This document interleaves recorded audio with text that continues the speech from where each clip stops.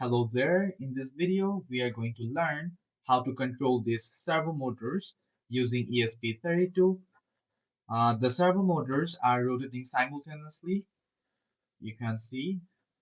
So we are doing this for the next video. We are making the auto robot using the servo motors and ultrasonic sound sensor and obviously a microcontroller. So stay tuned with this course. You can see I have started a course for this channel, a beginner friendly course for robotics. So let's start learning how to control the servo motors. So in this part, we are going to control servo motor SG90 with this ESP32. For this, I'm using two servo motor. We are going to use them simultaneously. In the next video, we are going to make an auto robot. We have learned the basic component for the auto robot. For now, just learn to use the servo motor. So the servo has three wires. The orange is for PWM control. The red color is the VCC or VIN pin or positive, and the brown is the negative. So we have connected them with another wires just to pin them in the breadboard. We can't pin the female part, but we can use them. So let's connect with the ESP32. Just the red and the brown going to be the V in and the ground. So connect them. For this servo, the pin is connected with this ESP32.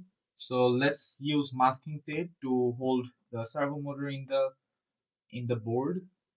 So I have placed the masking tape and now just connect this ESP32 with the USB connector. So let's connect.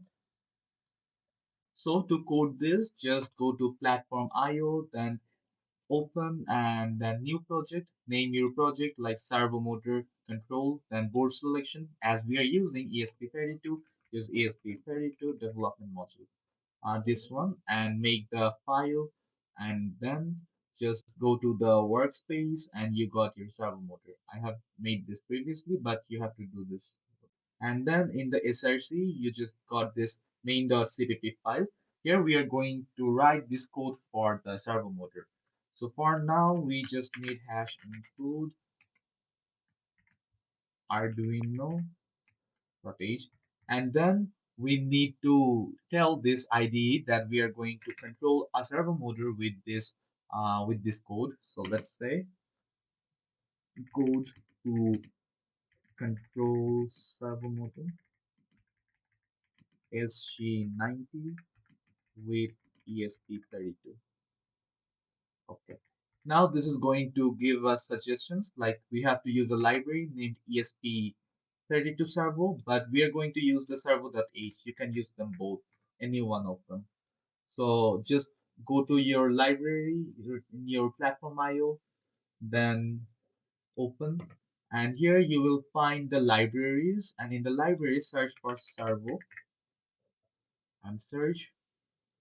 Here you will find this servo library. Click here and add to your library, add to your project, the name of your project.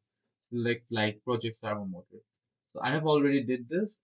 So you'll find in the platform io.ini in the file that the dependent libraries are Arduino library servo motor. So in the main.cpp, now you have the suggestions. So let's just go with the suggestion.